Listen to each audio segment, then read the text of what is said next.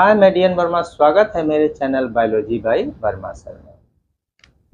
Methods of birth control के videos के series में ये हमारा तीसरा वीडियो है। इसके पहले दो वीडियोस में, पहले वीडियो में मैं बताया था मेथड्स ऑफ बर्थ कंट्रोल में नेचुरल मेथड और बैरियर मेथड्स के बारे में। दूसरा वीडियो मेरा था केमिकल मेथड्स पर, और इस वीडियो में हम लोग जानेंगे आईयूसीडीज यानी इंट्रा यूटेराइन कॉन्ट्रासेप्टिव डिवाइसेस के बारे में और सर्जिकल मेथड्स के बारे में। तो चलिए जानते हैं अब आईयूसीडीज के बारे में। आईयूसीडीज या आईयूडीज भी कहा जाता है। तो आईयूसीडीज का फुल फॉर्म क्या है? इंट्रा यूटेराइन कॉन्ट्रासेप्टिव डिवाइसेस या आईयूडीज इंट्रा यूटेराइन डिवाइसेस भी कहा जाता है। तो इंट्रा मतलब inside, with in, uterine uterus के अंदर, कॉन्ट्रासेप्टिव जो कॉन्सेप्शन को जो है प्रिवेंट करता हो, और डिवाइस तो जानते ही यंत्र। यानी आईयूसीडीज जो है वैसे यंत्र होते हैं जिसको यूटेरस के अंदर इस्तेमाल किया जाता है कॉन्ट्रासेप्शन के लिए। तो ये जो हमारे आईयूसीडीज हैं इनको कहता है कि contraceptive devices are made up of, किससे बने होते हैं। तो ये मेटल्स के बने हुए हो सकते हैं, प्लास्टिक के बने हुए हो सकते हैं, या दोनों के कॉम्बिनेशन से बने हुए हो सकते हैं। किस किस शेप में ये पाए जाते हैं? तो कहता है कि ये लूप्स के रूप में पाए जाते हैं, स्पाइरल्स के रूप में रहते हैं, रिंग्स के रूप में रहते हैं, बोज यानी जो हमारा धनुष होता है उसके जो है शेप में, उसके बाद शील्ड के शेप में, और टीज के शेप में, यानी टी के जो टी लेटर होता है उस टी के जो है शेप में पाए जाते हैं। अब आईयूसीडीज को क्लासिफाई कर लेते हैं। आईयूसीडीज जो है को तीन ग्रुप में बांट लिया जाता है। क्या क्या है? तो पहला है इनर्ट और नॉन हार्मोनल, दूसरा हमारा है कॉपर रिलीजिंग, और तीसरा है हार्मोन रिलीजिंग। तो इनर्ट जो है ये हार्मोन रिलीज नहीं करता है, और कॉपर रिलीजिंग वाले में जो है कॉपर आयन जो है रिलीज करता है, और हार्मोनल जो है वो हार्मोन जो है के द्वारा कॉन्ट्रासेप्शन को कंट्रोल करता है। तो ये तीन तरह के जो है आईयूसीडीज जो है पाए जाते हैं। तो एक एक करके सबके बारे में जान लेंगे। जैसे हमारा जो इनर्ट है इसका एग्जांपल है लिपेस लूप। उसके बाद जो कॉपर रिलीजिंग है उसको कॉमनली हम लोग कॉपर टीज के नाम से जानते हैं। और जो हमारा हार्मोन रिलीजिंग है इसमें जो है मुख्य हमारा आता है एलएनजी, लेवोनॉर्जेस्ट्रॉल 20, एलएनजी 20, और उसके बाद एक प्रोजेस्टेरोन रिलीज करने वाला है प्रोजेस्टासर्ट। तो एक एक करके हम लोग जानेंगे। पहले जान लेते हैं जो इनर्ट आईयूसीडीज है, नॉन हार्मोनल जो आईयूसीडीज हैं इसके बारे में। तो इनर्ट जो आईयूसीडीज हैं इनको नॉन हार्मोनल भी कहा जाता है। इसमें किसी प्रकार के हार्मोन का इस्तेमाल नहीं होता है, हार्मोन रिलीजिंग नहीं होता है। तो इसमें जो है सबसे जो है मुख्य जो है वो है लिपेस लूप, जिसको कि विकसित किया गया था डॉक्टर जैक लिपेस के द्वारा 1950s के दौरान, यानी 1950 के दशक में इनको इसे डॉक्टर जैक लिपेस के द्वारा विकसित किया गया था। अब इसको कहता है कि कब तक यूज़ किया गया, ये तो पुराना मेथड है, पुराना डिवाइस है। इसको 1960 से 1980 के दशक तक इस्तेमाल किया गया। अब इसका जो है इस्तेमाल नहीं किया जाता, इसलिए कि इससे ज़्यादा बेहतर जो है मेथड्स आ गए हैं, आईयूसीडीज भी आ गए हैं, तो इसीलिए अब इसका यूज़ जनरली नहीं होता है। तो कहता है कि नो लॉन्गर इन यूज़, अब इसका इस्तेमाल नहीं हो रहा है। और कहता है कि ये जो है बना हुआ कैसे था? तो ये जो है पॉलीइथिलीन जो है में बेरियम सल्फेट को सोख कराकर, polyethylene impregnated with barium sulphate, तो बेरियम सल्फेट युक्त या उससे सोख किया हुआ पॉलीइथिलीन का इस्तेमाल होता था, या फिर स्टेनलेस स्टील जो है का ये बनाया जाता था। और इसका एक पार्टिकुलर शेप रहता था, कैसा? तो डबल एस के तरह, एक एस हम लोग ऐसे लिखते हैं ऐसे, और उसी में फिर नीचे एस, तो डबल एस के शेप का जो है ये होता है। और उसके बाद जो है इसमें जो है ऊपर के तरफ चौड़ा, नीचे पतला, यानी ट्रेपेजियम के शेप का रहेगा, ताकि यूटेरस के यूटेराइन कैविटी में जो है सही रूप से जो है ये जाकर फिट हो सके। तो ये इसका जो है शेप था लिपस लूप का। तो अब जान लेते हैं कि ये काम कैसे करता है। तो ऐसे तो मानना है लोगों का कि जो डॉक्टर्स हैं इनका मानना है कि एग्जैक्ट जो है मैकेनिज्म जो है इसका नहीं मालूम है, लेकिन फिर भी अनुमान है कि कैसे ये काम करता होगा। तो ये जो है कहता है कि स्पर्म को जो है ऊपर चढ़ने नहीं देता होगा। दूसरा जो है कि ये जो है स्पर्म के फेगोसाइटोसिस को बढ़ा देता होगा। तीसरा, फेगोसाइटोसिस मतलब स्पर्म को जो है इंडोमेट्रियम के सेल्स द्वारा डिवोर कर लिया जाता होगा, नष्ट कर दिया जाता होगा।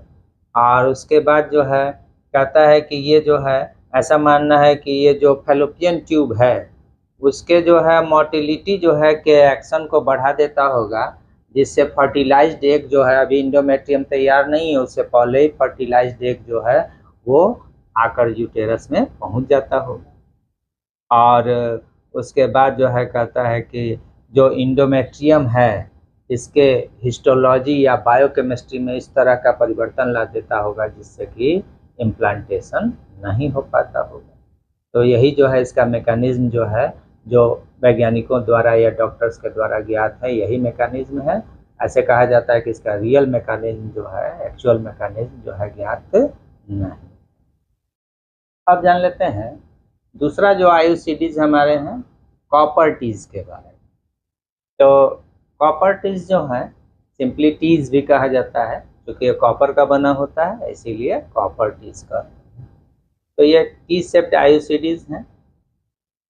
इसको कहता है कि ये जो है आयोनाइज्ड कॉपर होते हैं, यानी आयन के रूप में कॉपर रिलीज करते हैं। धीरे धीरे जो है ये डिफ्यूज करता है।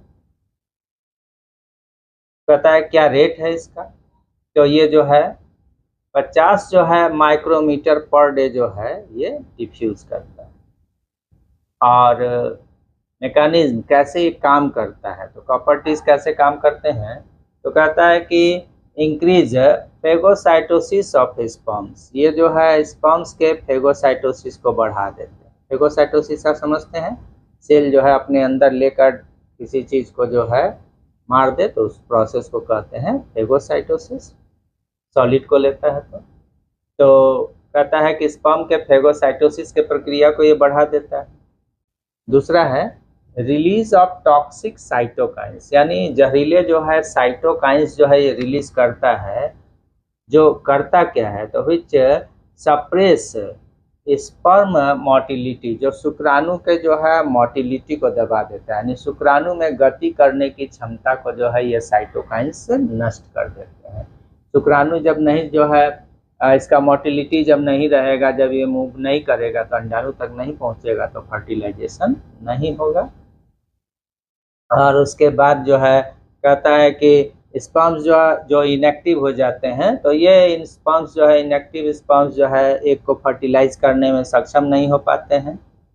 और कहता है कि इसको कितना दिन तक जो है यूटेरस में रखा जा सकता है, तो जनरली जो है इनको 3 से 5 साल के बाद रिप्लेस करना पड़ता है, क्योंकि इनके ऊपर कैल्शियम का जमा हो जाता है, कैल्शियम डिपोजिशन हो जाता है। लेकिन इसमें भी एक टाइप है हमारा, कौन सा, तो कहता है कि कॉपर टी 380A, ये जो है 7 से 10 साल में जो है रिप्लेस किया जाता है, ये लंबा चलता है। इसको रिप्लेस करने का ये कितना है, 7 से 10 साल। उसके बाद और भी जो है बहुत सारे जो है इसमें जो है एग्जाम्पल्स हैं कॉपर टीज के, जैसे हमारा है कॉपर टी 200। उसके बाद है हमारा मल्टी लोड कॉपर टी 250। पहला है कॉपर टी 200, दूसरा है मल्टी लोड कॉपर टी 250, तीसरा है हमारा मल्टी लोड कॉपर टी 375, और उसके बाद चौथा है कॉपर टी 380।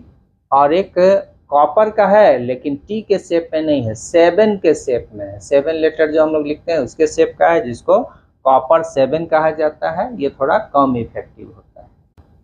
तो ये सारे कॉपर टीज जो है इसका उपयोग कहाँ हो रहा है, यूटेरस के अंदर। तो किसी जो है जो डॉक्टर के द्वारा या जो ट्रेन नर्स है उसके द्वारा जो है इसको यूटेरस के अंदर जो है लगा दिया जाता है, और ये अपना काम जो है धीरे धीरे कॉपर रिलीज करते रहता है और अपना काम करता है। लेकिन इसका साइड इफेक्ट क्या है इसका? जो लंबे समय तक यूटेरस में रहेगा तो कहीं ना कहीं यूटेरस के वाल को जो है में चुभते रहेगा, और इसके कारण जो है यूटेरस के कैंसर होने का चांस बहुत ज़्यादा रहता है। तो फीमेल्स में जो है यूटेराइन कैंसर जो है बहुत ज़्यादा जो है पाया जाने लगा जब से कॉपर टी इसका जो है इस्तेमाल होने लगा। तो इसका एक साइड इफ़ेक्ट है कि ये यूटेराइन कैंसर जो है वो कॉज कर सकता है, ज़्यादा चांस रहता है यूटेरस के कैंसर होने का। अब जान लेते हैं तीसरा जो आईओडीज का हमारा टाइप है कौन सा? तो हार्मोन रिलीजिंग आईओडीज या आईओसीडीज। तो ये हार्मोन रिलीजिंग आईओसीडीज जो है इनको कहता है कि ये थोड़ा मात्रा में जो है हार्मोन रिलीज करते रहते हैं, जो कि जो है इंडोमेट्रियम जो है में जो चेंजेस है उसको जो है दबा देता है। यानी इंडोमेट्रियम में जो परिवर्तन होना चाहिए फर्टिलाइजर को रिसीव करने के लिए उसको सप्रेस कर देता है, दबा देता है। सर्विकल म्यूकस जो है बहुत ज़्यादा नहीं बनने देता है, और ल्यूटियल एक्टिविटीज़ जो है उसको जो है ये कहता है कि सप्रेस कर देता है। तो ये सब जो है कहता है कि जो ल्यूटियल एक्टिविटी है पर्याप्त मात्रा में नहीं हो पाता है, इनसफिशिएंट होता है। अब ये जो हमारा जो हार्मोनल आईओसीडीज है इसको हम लोग दो भाग में बांट लेते हैं। कौन कौन सा है? तो एक हो गया हमारा प्रोजेस्टेरोन वाला आईओसीडीज, और दूसरा हो गया हमारा लीवोनॉर्जेस्ट्रल आईओसीडीज। तो जो हमारा प्रोजेस्टेरोन वाला है कॉमनली प्रोजेस्टासर्ट के नाम से जो है ये मार्केट में आता है, और जो हमारा लीवोनॉर्जेस्ट्रल आयोडीज है ये कॉमनली जो है LNG-20 जो है के नाम से आता है। तो ये सब हमारा हो गया कैसा हार्मोनल जो है आईओसीडीज। तो इस अभी तक जो है हम लोग देख लिए कि जो मेथड्स ऑफ बर्थ कंट्रोल है उसमें आईओसीडीज जो हैं यानी इंट्रा यूटेराइन कॉन्ट्रासेप्टिव डिवाइसेस जो हैं वो कितने तरह के हैं और किस तरह ये काम करते हैं। ठीक है, अब इसके बाद हम लोग जो है अगला जो है जानेंगे सर्जिकल मेथड के बारे में कि मेल में या फीमेल में किस प्रकार का सर्जरी जो है करके और कॉन्ट्रासेप्शन जो है वो लाया जाता है, यानी सर्जिकल मेथड या स्टेरिलाइजेशन। तो अब जान लेते हैं सर्जिकल मेथड्स के बारे में।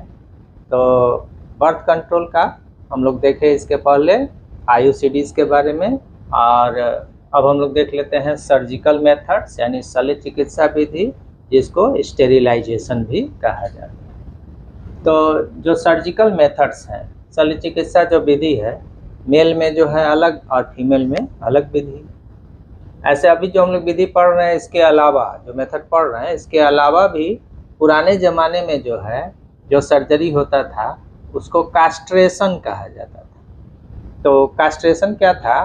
कास्ट्रेशन में जो है मेल में जो है टेस्टिस को ही काट कर हटा दिया जाता था और फीमेल में ओवरी को ही काट कर निकाल दिया जाता था। लेकिन अब जो है कास्ट्रेशन वाला प्रोसेस ह्यूमन में नहीं किया जाता, एनिमल्स में होता है, ह्यूमन में नहीं होता। तो अब जो मेथड होता है मेल में, तो मेल में जो मेथड होता है उसको कहा जाता है वासेक्टोमी, क्योंकि वास डिफरेंस को जो है कट किया जाता है। और फीमेल में जो मेथड है उसको कहा जाता है ट्यूबेक्टोमी, उसमें फैलोपियन ट्यूब को जो है ब्लॉक किया जाता है। तो मेल में जो है हमारा जो है मेथड जो है वो कहला रहा है क्या? वासेक्टोमी। ठीक है, तो वासेक्टोमी में जो है जो कन्वेंशनल विधि चला आ रहा है पहले से जो चला आ रहा है उसको कहा जाता था स्कैल्पेल सर्जरी। उसमें स्कैल्पेल का इस्तेमाल होता था, चीरा लगता था और उसमें टाँका लगाना पड़ता था। पेशेंट को जो है लंबे समय तक रेस्ट में रहना पड़ता था, और क्या कहते हैं सर्जरी के बाद जो है बहुत सारा प्रिकॉशन था, भारी कुछ नहीं उठाना है, लंबे समय तक बहुत सारा प्रिकॉशन जो है लेना पड़ता था। और इसी में एक नया मेथड जो है अब आ गया है modern method no scalpel surgery, जिसमें बहुत जो है चीरा जो है लगाने की आवश्यकता नहीं पड़ता है और स्टिचिंग करने का ज़रूरत नहीं पड़ता है। एक एक करके देख लेते हैं। तो वासेक्टोमी जो है का जो कन्वेंशनल मेथड है हमारा, जो पुराना विधि जो चलता आ रहा है, इसको स्कैल्पेल सर्जरी भी कहते हैं। तो इसमें जो है कहता है कि जो स्क्रोटल सैक या स्क्रोटम है, इसमें जो है चीरा लगाया जाता था, और लगभग जो है 1 से जो है 2 सेंटीमीटर चीरा लगेगा, और चीरा लगाने के बाद भाज डिफरेंस जो है को एक्सपोज कर लिया जाएगा, और भाज डिफरेंस को काट कर और फोल्ड करके इसको बांध दिया जाता है। और दोनों जो है एंड्स जो है बंधा हुआ जो टाइड एंड्स हैं, इनके बीच जो है 3 से 4 सेंटीमीटर का गैप रखा जाता है ताकि ये फिर से जुट नहीं पाए। तो इससे क्या होगा कि टेस्टिस में जो है स्पर्म बन रहा है, एपिडाइडेमिस में आके जमा हो रहा है, लेकिन कॉपुलेशन के प्रोसेस के दौरान ये आगे नहीं जा पाएगा, क्योंकि बीच का रास्ता क्या हो गया, कट हो गया। तो ये हो गया मेल का पुराना, जिसमें चीरा लगता था। तो इसमें स्क्रोटम में लंबा चीरा लगता था, उसको फिर स्टिचिंग होता था, और उसके बाद जैसा कि मैं पहले भी बताया कि इसमें फिर स्टिच को खुलवाना पड़ता था। जो मेल है इसको जो है बहुत लंबे समय तक भारी वगैरह उठाने से मना किया जाता था, तो बेड पर जो है सर्जरी के बाद कुछ दिन तक रहना पड़ेगा। तो ये सब प्रॉब्लम इसमें था। तो अब नया जो है मेथड जो है मेल में आ गया, नो स्कैल्पेल सर्जरी। तो इसमें क्या है, इसमें जो है जो स्क्रोटल सैक है, इसमें एक छोटा सा पंक्चर किया जाता है, ठीक है। रिंग फोर्सेप जो है के सहायता से छोटा सा जो है फोर्सेप जो है का इस्तेमाल हो रहा है, लेकिन छोटा सा पंक्चर किया जाता है। वहाँ से जो है भाज का डिफरेंस को खींचकर बाहर निकाल लिया जाता है, या तो उसको लूप बनाकर बांधकर फिर अंदर ढकेल दिया जाता है, और नहीं तो फिर जो है उसके एंड्स को कट करके और उसको बांध दिया जाता है, ब्लॉक कर दिया जाता है। तो इतना छोटा जो है पंक्चर रहता है कि उसमें स्क्रोटल सैक में स्टिचिंग करने का कोई ज़रूरत नहीं पड़ता है। इसीलिए ऑपरेशन के तुरंत बाद जो है पेशेंट जो है घर जा सकता है, और इसमें किसी तरह का प्रिकॉशन जो है ज़्यादा लेने का भी ज़रूरत नहीं पड़ता है। तो ये ज़्यादा आसान है। तो मेल में जो वासेक्टोमी है वो 2 तरह का हो गया। पुराना जो था स्कैल्पेल का यूज होता था, नया नो स्कैल्पेल सर्जरी, चीरा रहित नसबंदी इसको कहा जाता है। फीमेल में जो है ट्यूबेक्टोमी है। ट्यूबेक्टोमी में कहता है कि जो फैलोपियन ट्यूब है फीमेल का, फैलोपियन ट्यूब को काट दिया जाता है, और काट कर जो है फोल्ड करके इसको बांध दिया जाता है, जिससे अब क्या होगा कि इधर से जो है एक तो आया हुआ है, या आया हुआ है चाहे नहीं आया हुआ है, यहाँ से स्पर्म आ ही नहीं पाएगा एक के पास। तो एक अगर है भी फैलोपियन ट्यूब में तो फर्टिलाइजेशन नहीं होगा, तो आगे जो है का प्रोसेस जो है फर्टिलाइजेशन नहीं हुआ तो जाइगोट का फॉर्मेशन नहीं हुआ, एम्ब्रियोजेनेसिस चालू नहीं हुआ। तो ये कॉन्ट्रासेप्शन का जो है सर्जिकल मेथड है। आजकल इसमें लेप्रोस्कोपी का भी इस्तेमाल किया जाता है, जिसमें ट्यूब को जो है फोल्ड करके जो है लूप बनाकर बांध दिया जाता है और लाइगेट कर दिया जाता है। तो वहाँ जो है काटने की आवश्यकता नहीं भी पड़ता है, सिर्फ पैसेज को ब्लॉक किया जाता है। तो ये हो गया। लेकिन इसको जो है रिवर्स बैक करना जो है किया तो जा सकता है, लेकिन काफ़ी ये जो है मेल वाला जो है रिवर्स बैक करना कठिन है, और फीमेल वाला और ही ज़्यादा कठिन है। तो इसमें जो है पुराना मेथड में जो है लोअर एब्डोमेन में दोनों तरफ चीरा लगाना पड़ता था, फिर उसमें स्टिचिंग होता था, जिसमें कि लेकिन आजकल लेप्रोस्कोपिक मेथड में जो है बहुत ज़्यादा जो है बड़ा चीरा लगाने का आवश्यकता नहीं पड़ता है। तो मॉडर्न टेक्निक जो है थोड़ा ज़्यादा आसान हो गया। तो ये जो है कहता है कि मेल में हमारा हो गया भाज डिफरेंस को काट के जो है स्टेरिलाइज किए तो वासेक्टोमी, फीमेल में फैलोपियन ट्यूब को काट कर स्टेरिलाइज किए तो ट्यूबेक्टोमी। यही हमारा मेथड है, सर्जिकल मेथड, जिसको स्टेरिलाइजेशन भी कहा है। अगर आपको मेरा वीडियो अच्छा लगा हो तो वीडियो को लाइक कीजिए और ज़्यादा से ज़्यादा शेयर कीजिए, और यदि आप अभी मेरे चैनल को सब्सक्राइब नहीं किए हैं तो चैनल को जाकर जल्दी से सब्सक्राइब कर लीजिए, बेल बटन दबा लीजिए, ताकि नए नए वीडियो का नोटिफिकेशन आपको मिलता रहे। और स्वस्थ रहिए, मस्त रहिए। धन्यवाद।